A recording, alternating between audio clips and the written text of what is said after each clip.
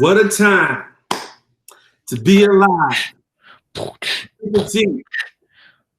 All rise. Wow, do we have something amazing in store for you guys today on this edition of Hollywood Frequency. I'm Byron Booker, and I'm Leonard Elijah, and today we're going to be talking about Pleiadians, reptilians, Lizzies, 12 strands of DNA. Is it myth? Is it reality? We're going to cover the first 4 chapters of the book Bringers of the Dawn. Stay tuned. We'll be right back.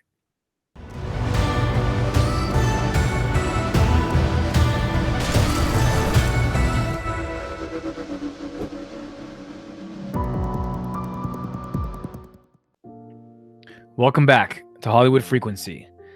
In this video, we'll be discussing the first 4 chapters of the book Bringers of the Dawn by Barbara Marciniak. Put together with more than 400 hours of channeling, the book Bringers of the Dawn gives us wisdom of the Pleiadians, a group of enlightened beings who have come to Earth to help us discover how to reach a new stage of evolution and to remember our magnificence. If you're new to our videos here, Byron and I are Hollywood Frequency, and we put out videos that help to spread and expand consciousness and to spread love and light. If this sounds and resonates with you, then hit the subscribe button, hit the like button, share these videos. We appreciate you in spreading love and light for us and for the whole universe, really. And this is going to be a multiple part series. We have other videos on Bringers of the Dawn, like the wonderful affirmations and affirmations explanations, which you can see in our channel. Please take a listen to those as well. So without further ado, we're going to hop into chapter 1. Now, I do want to put a disclaimer out there. Read the book. This is not the entire book. This is just our interpretation of the book. So we're going to do our best to give you insight on the chapters and what we grabbed from them. But at the same time, you're going to get your own meaning from the chapters when you read it. So watch the videos, but definitely pick up the book. It's fantastic. It's wonderful. And I don't know a person who I've recommended it to has come back to me and told me they didn't like it. yes. All right. Yeah. So real briefly, a little bit of background. Hollywood Frequency, we cover topics like this, mind-blowing topics that explore mysteries of the universe. This is a great place to start with Bringers of the Dawn. This was released early 90s, I believe. By Barbara Marciniak, and this covers really the beginnings of the universe as we know it. And again, you said reptilians, Pleiadians, so many crazy things to explore. But again, yeah, we have to read the book to really get a full in-depth understanding. But this will shed a lot of light on it. And then there's other videos that we did, the affirmations that are covered in this. So you'll find that video on our channel as well, and a lot of other cool things. So we're going to try to do 5 chapters today, Leonard? We're going to do 4. The fifth chapter is quite a long one, so we're going to do 4, and let's get into it. Okay. So the book opens up with, "We are the Pleiadians, a collective energy from the Pleiades. Their ancestors came from another universe that achieved completion. They are here to help us during this important time, as what happens on Earth affects the entire universe. So the Pleiadians have a vested interest in our evolution here on Earth because we affect the entire universe. The ancestors of the Pleiadians discovered their creativity as that they are creators, and they had a choice after this to return to the Prime Creator, and which they did choose instead, to come to the universe to help, as they knew that one day we would be ready for completion as well. And I say we, meaning the third density earthbound folks. So they're here to assist us when we're ready to connect with the Prime Creator. And their ancestors are our ancestors and the original planners of Earth. Very interesting. And they brought their DNA to the human species. The Pleiadians come from our future. They've seen some tyranny and turmoil and probable futures of the Earth. So they're here to assist and insert a more positive probability for the Earth's future and reinsert light and restore Earth to original purpose, the original purpose of the Earth, of becoming a magnificent intergalactic exchange center of information. They talk about it being the library. So it opens up pretty strong, talking about this kind of stuff, that there was an original plan for the Earth, and they were part of that plan. They brought their DNA to the Earth, and we have kind of gone off of that plan, and they're seeing the probabilities of Earth being in a lot of turmoil. So they've come here to kind of change that and bring more of a love vibration, which is what we want, right? We want more love and less chaos and fear. So Now then they go on talking about us. Now we have been chosen, or excuse me, we have chosen ourselves to come to Earth at this time to be part of this evolution. And we are receiving light, which is information, from the skies to us. And that information is here to help us to remember our godhood and our connectedness to the prime creator. And these messages are coming all the time to us. However, we're not always able to receive them. There's things in the way, and we get in our own way, but there's also things in the way that are not, our doing. But part of the lesson here is to learn that everything is connected and we are part of it all. This is a huge lesson. Huge lesson. Another book that I read called The Law of One, The Raw Material, it's multiple books, it also goes into this. It's a fantastic read. But it's a big lesson to learn that everything is connected and we are a part of it all. So we are members of the family of light, which is the next book that's been put out by Barbara Marciniak. Excellent book as well. And we have come to Earth at this time to create a shift and assist in the Earth's transition. Love is the key and what makes up the universe. So the Pleiadians are here to assist us in reminding us how amazing we truly are, and that with love, we can work to take the catalysts that are offered to us so that we can live our light and be a living example, an inspiration to others, and to help create a new vibrational frequency, the frequency of love. So as we are here to change the system we are in, so are the Pleiadians. Their intention is to take our consciousness to a higher plane, and the words they use in the book are using specific words and language in the book. They're talking to us in a certain way to go past our ego mind and go deeper into our soul's memory and wake up inside of us our amazingness, our magnificence, our godhood, our creativeness, our us being a part of the prime creator. And they want to tell us that thoughts create. And it's not just a thought that goes into the abyss and it's like, oh, it's nothing, it's no big deal. But thoughts do have power, and the power of thought has gotten us in every situation we're in. And we can transform our experience and our existence from our thoughts. So it starts there. That's the synopsis of the chapter 1. It's good. It starts off with a bang. You're really intrigued, as to what they're saying. They're basically telling us that we're absolutely amazing, but we just forgot, and that we have this group of folks here that basically had a plan for the Earth, and they're here to remind us of it and bring back Earth's love vibration. I mean, all amazing things where you're like, right off the cuff, you're like, yeah, I want that. I want love vibration. I want to remember how great I am. I want the Earth to go back to its original plan, Right? Yeah. Is that how you felt when you read that, Byron? Yeah. What I actually try to do is I had an open mind because it's a pretty far out concept.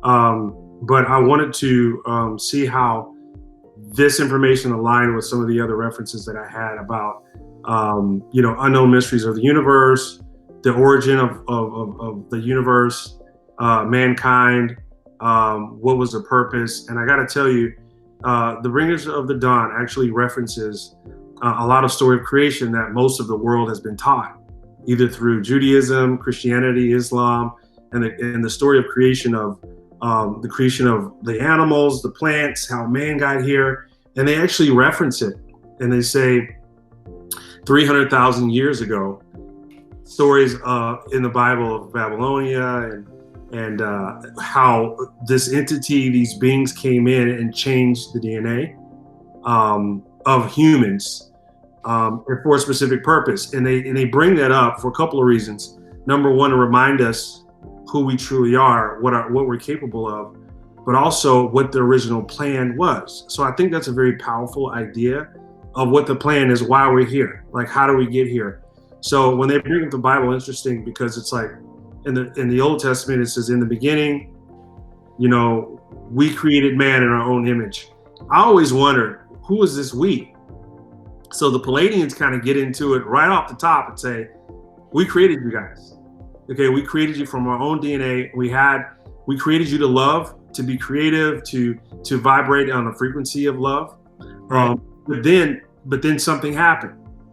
And about 300,000 years ago, these people who these entities, these beings that are master geneticists actually changed our DNA so that they could manipulate us, so that we could feed their. Now you're going ahead, Byron. You're going ahead. You're moving on to other chapters. Yeah. See what I'm thinking is I'm really just going off of what you said, because you gave a synopsis of you gave a synopsis of DNA, and you mentioned DNA and this and that. So Yeah, no, I know. So I'm referencing some of the things that you said, but yeah, we'll get into that. But let's go to chapter 2. That's a preview, and it's a good one. And Byron's going to cover chapter 2, and we'll go from there.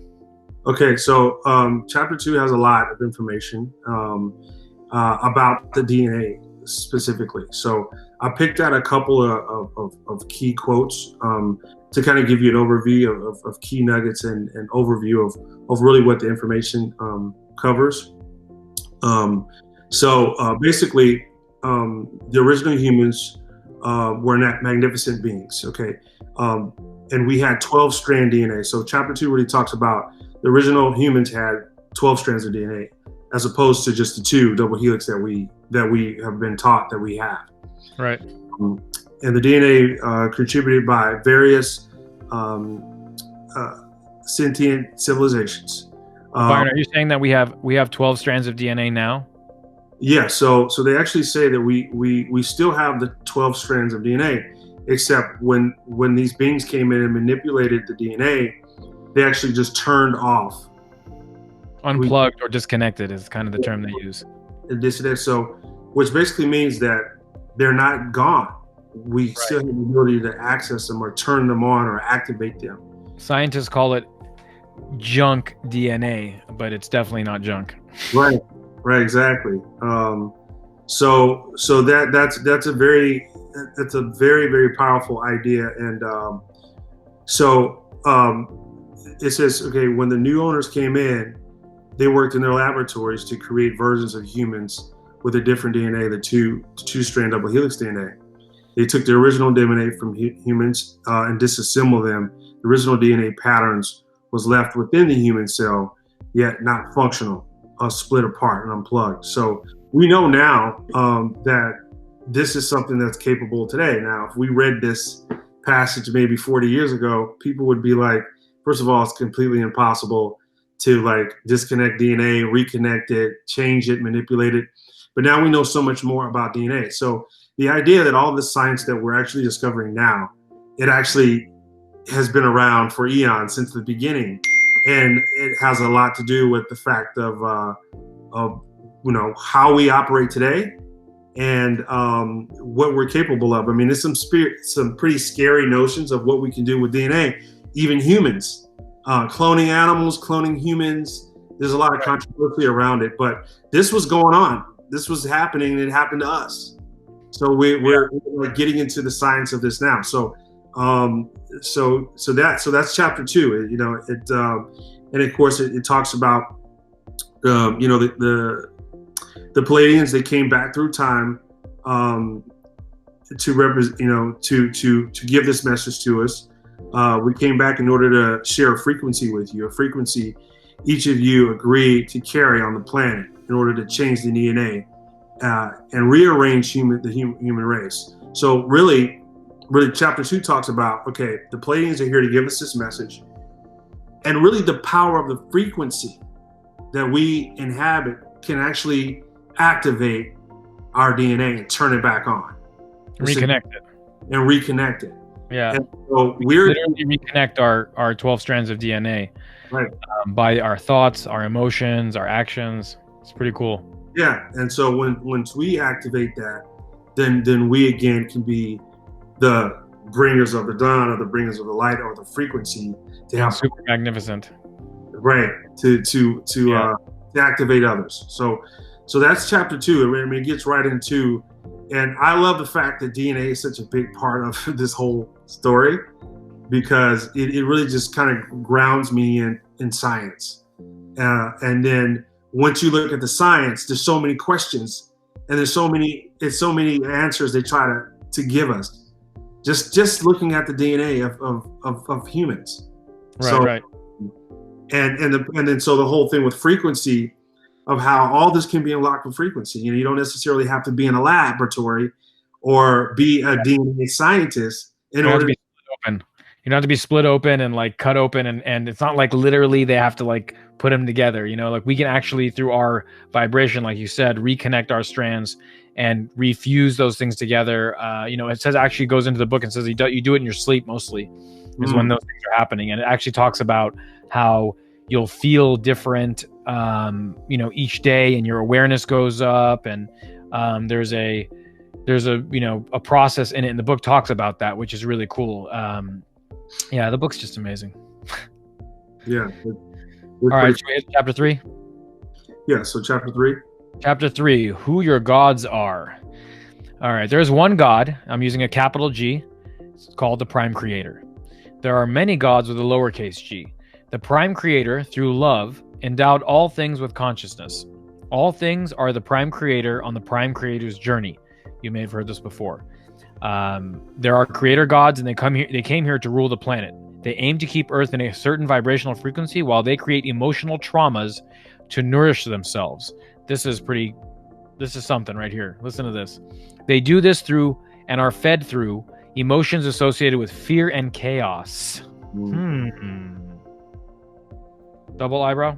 Yeah, sounds familiar. Dude, when you read this, you take a step back and you're like, oh, okay.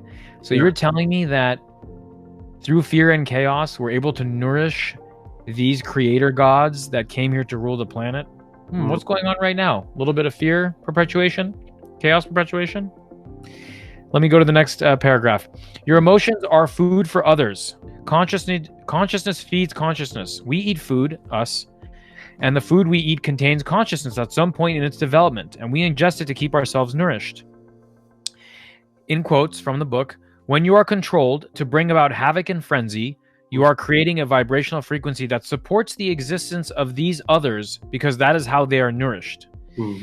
Continuing on, quote, there are those who live off of the vibration of love, and that group would like to reestablish the food of love on this planet. So right now, the food on this planet is chaos and fear. So imagine that we are allowed to protest and be angry and go out there and say, this is wrong. You guys are screwing us, blah, blah, blah, which, right, is a truthful emotion and how people feel. And they incite violence. Things can happen, and those protests can turn into bloodshed and other things quickly, and chaos, and the media portrays them in a certain way, and that perpetuates chaos and fear. And now these entities, not people, but these entities are being fed. But if you want to go to a wedding where there's love, the love frequency, that's forbidden. Can't go to a wedding, but you can go to a protest. Imagine that some of these beings haven't been fed in a while. The Earth has changed its vibrational frequency in 2012, where positive outtook negative. I'm not going to go into what that really means. That's a whole nother video, but things are changing in a positive way, let's say, right? And some of these creator gods are not being fed, and they get hungry. Now imagine you have food every night delivered to your table, and you're eating it no problem. And all of a sudden, if a week goes by and you're not eating, now you're really hungry. Now you're going to bust down the door. Now you're going to go figure out where you can get some food, and you're going to do it with some force, right? This is kind of what's happening now. The creator gods need to be nourished, and they're nourished from fear and chaos. And when there's not enough food, they're going to create more fear and chaos. So the Pleiadians are saying that we're here to change that. We don't want to create more fear and chaos. We want to change the actual food of the planet to love, which is really an admirable cause. Would you agree? Absolutely. I mean, I think that just being a human and being on this planet for a certain period of time and interacting with other humans, I think we've all been in a situation where we've been motivated or we've been influenced by fear and control, okay? In a relationship where the best examples is when you're in a relationship and you feel that angst and you feel that tension and that uneasiness. And I think, and you wonder, maybe it could perhaps be a boss or in a relationship, and you're wondering, like, why do I feel this uneasiness? Why do I feel this tension? And then you have to be aware of your thoughts and your intuition and say, am I in a situation where I'm vibrating at a fear frequency, a love frequency? And so that same thing can be on a mass scale where you have, where it's kind of like in the air around you, where you feel like your motivations and you're responding to fear or control, as opposed to being motivated and responding to light, to love, to harmony. And when I first saw this whole thing where these beings, they feed, it's fuel and it's food, right, to actually feel fear and to want to be controlled, and I'm like, this sounds familiar. You know, I've been in relationships where the other person is motivated by me being in fear. It feeds them. It feed off of it. Yeah. And it's an energy, it's a frequency. And when I read this, I was like, wow, you know, because I discovered early on that I'm more of an empath. I'm motivated by love. I'm motivated by this, and I could not understand why others they would like fear, they would like control, they would like that. That would be something that gets them going, that gets them excited. They feed off of it. And so a lot of us empaths, we try to fix that. You know, we find it in certain people, and we begin to attach ourselves to people who are in this controlling and fear-based kind of frequency. And it's a common thing that I discovered amongst other empaths, and I discovered in myself later in life, that, you know, this is something that exists, and it's a frequency and it's an energy, and you can't necessarily try to fix it by feeding into that fear. And I guess you would say enabling that. What you have to do is you have to really stay centered in your own love, light, frequency, and don't allow that to dominate you. So everything you're talking about now is becoming very, very, very much so on a wide scale, a global scale. And the fear is everywhere. The control is everywhere. Totally. The motivations and the fighting and the basically the division and the tension it's everywhere now. Yeah, divide and conquer is such a powerful tool to keep people in that vibration. Yeah. Right. So just to add one thing quickly, because I don't want to just keep harping on this food thing, but you know, when we eat food, we're eating energy. You know, everything is energy, everything is vibrating. So we go ahead and we eat something, we expend energy to eat it, and then we gain, hopefully if we eat like a salad, we'll gain energy, and the exchange is positive. So just like we eat food and gain energy, these people eat energy that's directly created from our emotions and our thoughts. You know, not people, excuse me, these entities. Anyway, moving on. Earth's resources were in abundance at that time, and the lowercase g gods raided this planet in order to make you believe they were gods with a big G, and then they went ahead and rearranged us genetically. The gods with the big G never visited this planet as an entity. God with the big G is in all things. We are amazing beings with multidimensional capabilities and could do many things. When the creator gods invaded, they found out that we knew too much, so they did a biogenetic manipulation on us, and it was done, and there was much destruction. We were taken from the 12 strands of DNA down to the double helix. However, the information is still available in our cells, the cell memory, and the Pleiadians are reminding us of these memories to wake us up and let us know why we were easily manipulated. We are in the process of, through remembering and waking up, about reconnecting our unplugged DNA strands. So, who are these creators who tore apart the original plans for Earth? Well, they are master geneticists, as Byron said earlier, who merge lines with other gods, just as, you know, certain royal families were merged lines and all those kind of things happen. It happens in this world as well. And they merged lines with other gods, and they experimented mixing different entities to see what they could create. These folks are the dark shirts or Lizzies, or dark forces, or darkness, or reptilians as well. They are uninformed and live a life based on fear, a life that does not honor other life and that uses other lives, service to self versus service to others. We need to send them love and know that they are all part of us as well, because we're all one. Now, not all of them are reptilians. I want to make that clear. Now, some of these creator gods are fed off of emotions, and we've been steered away from exploring our emotions. However, these emotions are what connects us to our spiritual body and to the richness and wealth that accompany them. So I know that it's been kind of, now things are changing, but for a long time it's been, especially when this book was written, if you show your emotions, you're weak, you know, there's different names they can call you. So you don't explore them. Be stoic and, you know, don't go down that rabbit hole. Now, just as we watch our children that we create, and we're responsible for them, so are the creator gods. As we learn from our children, so do the creator gods. Now, once we get in control of our frequency, we can uplift the earth and not feed these dark entities. So that's part of our learning process. As the frequency of fear is diminished, these gods will do whatever is necessary to take things to the next level, fear to the next level, to continue to feed themselves. And that's what we talked about earlier with all the things that we're seeing today. These creators and other beings are able to enter Earth through portals. And one of the biggest portals that is being fought over constantly is one in, and I'm not going to say it, I want to ask Byron if he can figure this out, where war has been consistently for years and years and years. What area do you think a portal is? Well, pretty obvious, right? The Middle East. Right. And you actually read the book too, so you probably do know where it is anyway. But yeah, the Middle East, they've been fighting over there for years. And turns out there's a portal there. And the Lizzies use this portal and have underground tunnels and bases there.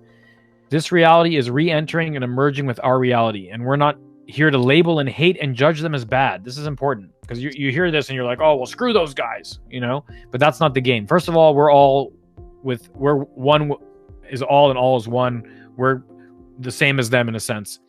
And by creating and labeling and judging them, we miss the opportunity going forward to experience and feel this new reality, this merging. These creators are being called back, and they're losing control. They're coming back to the portal below to create more chaos and more fear, as we're seeing. And lastly, this is a free will universe, and all forms are allowed here. So we need to learn to discern who is who and what their intentions are. If the energy tries to manipulate, control, and frighten you, then that is the energy types you do not want to work with. I'm going to just re-emphasize that and end this chapter 3 synopsis with that again. If the energy tries to manipulate, control, and frighten you, then that is the energy types you do not want to work with. Think about that. Let's just talk about what is something that people tune into every day? What programming are they tuning into every day that tries to manipulate, control, and frighten us? News. That's right, the news. Yes. I wonder if what side of the coin they're on, the dark or the light side. I wonder. Anyway, think about that. What energy tries to manipulate you, control you, and frighten you, then is the energy type you do not want to work with. Yeah, a lot of this information, again, this was written back in the early 90s. A lot of this information can be applied to any time in history, right? And any time in human history, which I think is so fascinating about it. It tells you a lot about the human condition, and we're still fighting a lot of the same battles. It's like the news right now. It's election season in the year 2020, and the topic is coming back up how these menacing entities are putting information on the internet and social media just to get people to fight. They have no other goal. They're not really for this side or that side. Their goal is just to create this tension and extremism. So we heard about the Russians creating fake accounts on Facebook, and they had to take them down, and there were millions of accounts, fake people, fake comments, and they were just there just to incite fear. Right. Just to create arguments, tension, break up friendships, break up families, break up relationships, like have people going at each other. That was their main goal. Imagine that. Okay, so we can say, okay, well, maybe this is some foreign country that wants to divide and conquer, but really it's not just about America. This is happening all over the world. So really it's about dividing and conquering just humans, just people, right. So yeah, it's a little intense here in America right now, but it's happening everywhere, all over. And so it's just, I think it's refreshing that they go real in depth of just making you aware. Like, this is what's happening. Because a lot of people get caught up in what's happening, So, so that's chapter 3, right? All right, Byron, head into chapter 4. So chapter 4 talks a little bit more about the fact that, okay, all this stuff, coming from chapter 3, all of this stuff is happening. And it goes back into how it's happening and why. So really, remember we talked about the double helix DNA. So in chapter 4, it talks about, okay, the fact that we have the double helix and not the 12, this gives these entities the ability to manipulate, control, and to actually program us to serve them. Now, how are we serving them? We're serving them by feeding them the food of fear and control. This frequency that they're able to tune us in with the double helix as opposed to the 12 doesn't make us as resilient as we are internally, where we are strong in our own frequency, the frequency of love, which was the original plan. So now that we don't have this strength, this endurance, this endurability to maintain our own natural frequency of love that we're originally created to do, now we can be easily manipulated and controlled. So in chapter 4, it actually tells that because of the double helix, we can be easily led to worship. We can be easily led to be controlled, but we actually want to submit to these spirits, these beings, this energy. We were designed to do that. So I'm going to go back. We were created, or let's say modified, right? That's a better term. We were genetically modified, GMO, to be subservient and serve these people and be easily manipulated. Basically, we're modified now to be doing what we're doing, and it's going to take some work to undo that, but it's possible. Right.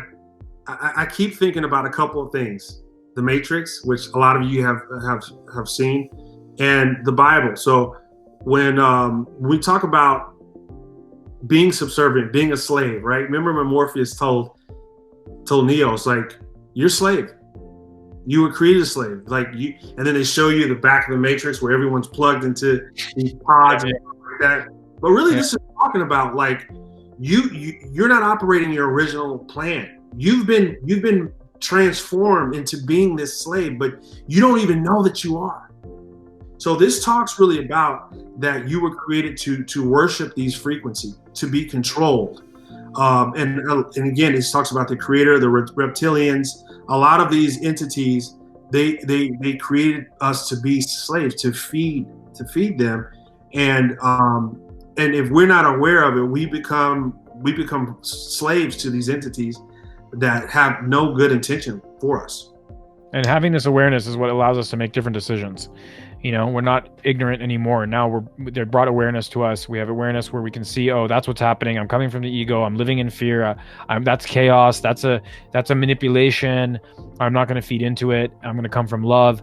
Having this awareness is a start to making a difference and making a change, and not feeding those folks and feeding from the love vibration instead. Right? Yeah. I'm going to make a couple of quick references for those that are aware of kind of the traditional creation story. It talks about in the Bible how at some point in time these entities came and created other languages, divided the Tower of Babylon. In the Tower of Babylon story? Right. Tower of Babylon. Yeah, but this is it's in the Bible. It's written in the Bible. It talks about, but it never explains, okay, who are these people are? What's the reason? Why would they want to create so many different religions and languages? Why would they separate people? And it also talks about in the Bible how we used to live hundreds and hundreds of years. But 900 years. 800 to 900 years. I think Moses lived 900 years. And many entities at that time were able to live up to 900 years. Right. And then if something happened, it was limited to 120 years. But all this stuff is referenced. It's been information, Leonard, has been in plain sight for a long time, but it seemed far-fetched. It seemed like fairy tale. It seemed like so like. Well, there's no science to prove it, Byron. There's no science. So right. I can't believe it. Yeah, but a lot of the stuff, it does reference the Bible many times in the Bringers of the Dawn. But if you start to look at those stories, it aligns it, and then it shows you how they begin to worship the golden calf. They begin, in Egypt, like they begin to create so many different gods in Egypt, and so when you start to listen to this information, you remember back those stories, it starts to make a lot of sense. So chapter 4 really talks about also how this chaos, a lot of the chaos that we're dealing with now, the world seems like it's in turmoil, and the scary thing about now, as opposed to say 100,000 years ago, is we have nuclear weapons. We have people who can create mass wars and destruction very easily. whether it be, biological warfare, whether it be nuclear warfare, disinformation. It's so many weapons that these entities have access to now to really fulfill their desires, right? So we, the bearers of light, really have to get the information out there. We have to empower people on how they can transform their frequency and how have an inner life, because they're at odds and they're really competing with all this other frequency of strife, of fear, and so you have to equip yourself in order to stay centered so you can emit a different frequency. So chapter 4, it says something very interesting, Leonard. It says humans are going to need to be tricked before they can become aware. Many of you find that will be very frustrating. You will see things others won't see. You will see the masses occurring. You will see mass media occurring on the planet. You will not be able to live with it. And you will see many of the people turn towards false gods, false idols. And so I'm frustrated. I grew up with a lot of people. I get on social media. I have a media company, so I have to essentially be plugged into with the other 3 billion people on social media. And I see it, and I'm frustrated. And many of you are frustrated. And we want to use our light and our voice to say what we want to say, like me and you are doing, Leonard, now today. But at the same time, it's like, how do we really operate? Because we see this happening. How do we go out and we try to be bearers of the light? So it's just, you are beginning to feel come from love. I feel like that's the answer. Yeah, exactly. And they kind of go back to that in chapter 4. They talk about love is very important. And it sounds like a trite statement because we've heard it, love is the way, we're one, but it's really something that needs to be reminded. It has to be lit. We have to live it, and even when we try to share this information with people, we have to do it in love, because they're not going to get it if we hit them over the head and say, you're foolish. You're following idols. You're being controlled, and you don't realize it. They think they're smart. I'm staying informed. I'm informed. You need to be informed. Yeah. Where's the message from? Who's creating that message? But like you said, you just come from love, and there's going to be folks who doubt you and all that, but they can't doubt love. So you just say, okay, I love you, and I send you lots of love, and I wish the best for you. I mean, who's going to get, you can get upset at that. Someone says, I love you, and I want to send you lots of love. It's like, thanks. Okay, I'll take it. So, just try to come from that place. Yeah. But more importantly, not just what you say, but what you actually feel, because communication is 80% nonverbal. It's not really what you're saying, but it's like, how can you do that? So how do we do that? Well, there's daily practices, meditation, which I know you do every day. There's prayer. There's contemplation. There's contemplation. There's reading positive things, putting your mind on things that are positive.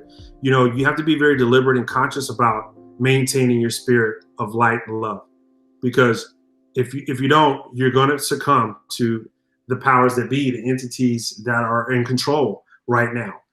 So as being a bringer of the dawn, a bearer of light, we have to turn that shift. It's an awesome responsibility. So chapter 4, it's all about that. They talk about the responsibility of being a light bearer, being who's going to put out that light, and how that once you kind of get into the light vibe and frequency, it's a very strong anchor. It's hard to leave the light once you're in it, because there's a certain amount of responsibility. There is a certain discipline that you have, and you and I, we share that, and that's a beautiful thing to also have friendships and unity and be a family and find other people who want to kind of operate in this frequency, because there are packs of people who are brought together by hate, especially now.